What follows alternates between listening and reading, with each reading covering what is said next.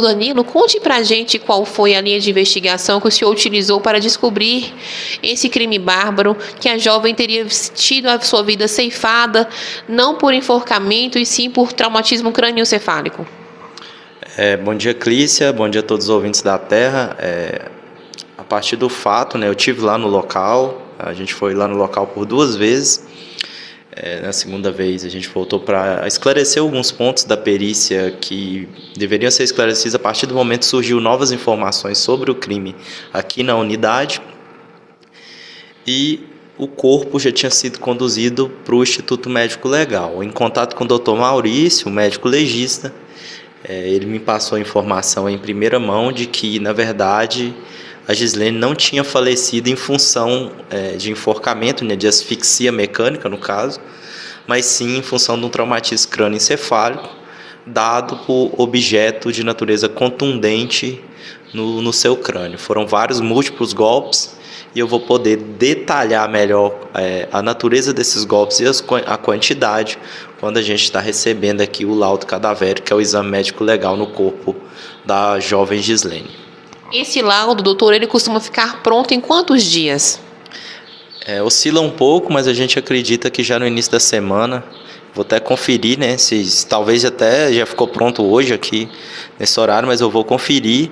Se não, até no mais tardar no início da semana ele já vai estar pronto. Lembrando que a gente tem o prazo legal para concluir o inquérito. O importante é que esse laudo ele seja concluído dentro desse prazo legal para que ele vá junto com o inquérito policial quando a situação já vai ser passada ao Ministério Público.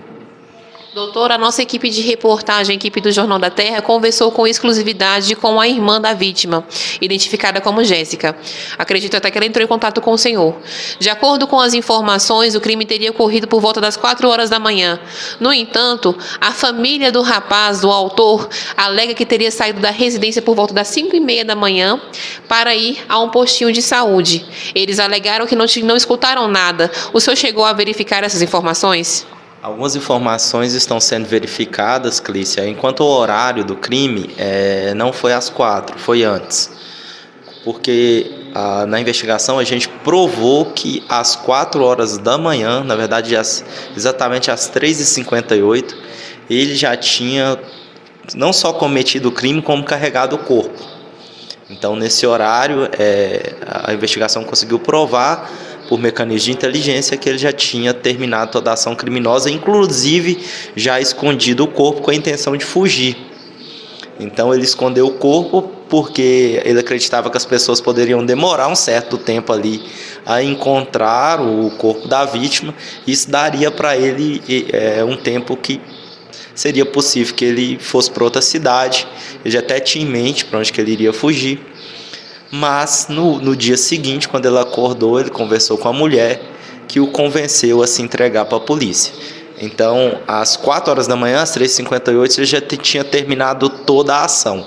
No que tange a conduta dos familiares, como você disse, a gente está levantando essas informações para ver se eles podem eventualmente ter de fato ouvido algum pedido de socorro ali ou não, inclusive verificando essa situação aí dos atendimentos médicos, que foi a versão que eles narraram, no sentido que teria saído de casa mais cedo com esse fim. Doutor, também uma pergunta importante. Esse indivíduo, ele demonstrou arrependimento a algum momento em ter feito isso com a jovem Gislene? E é importante também ressaltar, a família, caso for comprovado, eles irão responder por algum crime? Clícia, em relação à família, eu respondendo primeiro a questão da família, a gente tem que verificar se só a título de exemplo, eu não estou dizendo que isso aconteceu, mas a situação pode mudar se houve uma interferência antes da morte ou se houve uma interferência pós-mortem. Eventualmente, a interferência pós-morte poderia configurar, a título de exemplo, um crime aí de subtração, de ocultação de cadáver. Uma interferência antes do evento morte poderia eventualmente configurar uma participação no homicídio. No caso, pessoal, a gente fala feminicídio, mas o feminicídio é uma espécie qualificada do crime de homicídio previsto aí no artigo 121 do Código Penal Brasileiro. Então a gente vai analisar para ao final a gente concluir se houve de fato. Até agora a gente não tem indícios de que tenha havido, e eu deixo isso claro, mas a gente precisa verificar, a função da polícia aqui é verificar, levantar indícios nesse sentido. Se os indícios surgirem, a gente vai fazer o enquadramento típico de acordo com aquilo que for constatado na investigação. Inicialmente ele narrou uma versão que não fazia sentido com os demais elementos que a gente tinha colhido na perícia. Depois ele falou que realmente iria falar tudo. Então, assim, 90% do que ele disse foi subsidiado por aquilo que foi coletado na perícia. Eu participei da perícia com a minha equipe nas 2 ocasiões. Então, 90% foi verdadeiro. O autor tem filhos e se mostrou, sim, arrependido, né? A gente não tem palavras, né? Fica meus sentimentos aqui. A família da Gislene, a gente não tem palavra para dizer a dor que a família está enfrentando, e ele a todo momento se mostrava ciente do que ele fez foi muito errado e arrependido, lembrando que do ponto de vista jurídico, esse arrependimento não tem o condão de apagar o grave crime que ele cometeu, mas ele sim mostrava arrependido aí pelo que ele fez, causou um mal aí a uma jovem, né? Tão nova, e acabou ceifando sua vida, deixando a dor aí para todos os familiares e amigos. E o local, para onde ele iria? Ele até comentou, Clício, o local que ele já tinha, comentou bem por alto, já estava tudo planejado na cabeça dele, mas não deu muitos detalhes, então a gente nem aprofundou, uma vez que ele teria desistido de fugir, então, e resolvido se entregar, a gente nem aprofundou nessa hipótese, que seria uma hipótese, até sendo redundante, seria uma versão hipotética dos fatos, né? Como ele acabou se apresentando, isso ficou só na hipótese, ainda bem, porque acaba que agora facilita a responsabilização dele. Doutor Danilo, o senhor ressaltou em release enviada à imprensa, uma nota enviada à imprensa, que o indivíduo, depois do fato cometido, o crime, ele teria dormido. Logo após, no dia, ele amanheceu, ele limpou a cena do local e, em seguida, foi até uma residência de uma pessoa, uma mulher da confiança dele.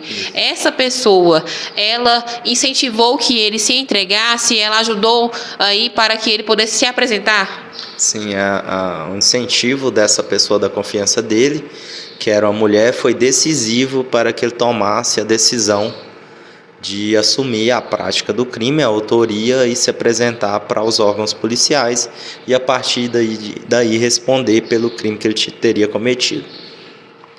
Doutor, também é importante ressaltar que logo após esse episódio ele entrou em contato com um pastor de uma igreja que ele frequentava. Sim, ele entrou em contato com o pastor, informando que teria feito algo de muito errado e que estaria, de certa forma, arrependido pelo que fez. Inclusive, ao final do áudio, chegou a pedir para que o pastor orasse por ele. E disse, inclusive, que ficaria preso logo depois daquela mensagem. Na verdade, Clícia, ela entrou em contato com várias pessoas. A gente vai, em momento de realização de relatório final, a gente vai listar todos esses contatos, mas ele fez contato por várias pessoas, basicamente informando a mesma coisa, que teria feito algo muito errado e que provavelmente ficaria preso por isso. Se condenado, esse indivíduo ele pode chegar a pegar quantos anos de prisão e por qual crime que ele irá responder? Vai caber ao Ministério Público a incidência das qualificadoras, né? A princípio, a qualificadora está claro do feminicídio. Eventualmente, a gente, narrando a dinâmica, pode também incidir outras qualificadoras, como, por exemplo, a utilização de algum meio que dificultou a defesa da vítima, o motivo fútil, que é um motivo desproporcional, ou até, eventualmente, um motivo torpe, que é um motivo repugnante. O Ministério Público, normalmente, cabe a ele capitular todas essas qualificadoras, mas o que a gente já pode adiantar é que provavelmente o indiciamento vai se dar pelo crime de homicídio qualificado por se tratar de feminicídio, cabendo aí ao promotor de justiça titular da ação penal a adequação das outras qualificadoras que ele entender ali ao final da investigação que sejam pertinentes, e a pena pode chegar aí até 30 anos de reclusão. Foi uma ação de impulso e que a briga inicial teria se dado porque a vítima teria saído sem a companhia dele e a partir daí um desentendimento teria se originado entre eles em função dessa saída. No momento do crime, ele estava alcoolizado, possibilitamente, e também sob efeito de substância ilícita. Acredita-se que ele tivesse, no momento do crime, feito uso de alguma substância ilícita, alguma droga, e restou bem claro pela própria declaração dele que ele teria feito uso bastante de bebida alcoólica. Muito obrigada, doutor Danilo, por falar com a nossa reportagem com exclusividade sobre esse caso que chocou a população de Formosa. Nós, mulheres, sentimos muito. Mais um feminicídio aqui na cidade. E deixamos agora o espaço aberto para as suas considerações finais. Obrigado, Clícia. Eu queria só deixar o aviso para todas as mulheres, né, da cidade de Formosa, região, para ter muita vigilância em relação a condutas que denotem agressividade ou mesmo abuso por parte dos seus companheiros. É muito importante que nos primeiros sinais de crime as ações sejam tomadas, principalmente no sentido de acionar as autoridades para que isso não venha a ocorrer novamente. Lamento aí pela perda de uma vida tão jovem, lamento pela forma, né, como essa perda se deu, uma forma muito trágica, e a Polícia Civil se coloca aqui sempre à disposição para tentar esclarecer os crimes o quanto antes e também está passando com transparência para a sociedade o trabalho que nós, né, somos servidores públicos, o trabalho que nós fazemos. Ressaltando ao final meus sentimentos aí a todos os amigos e familiares aí da Gislene pelo momento difícil que estão vivendo.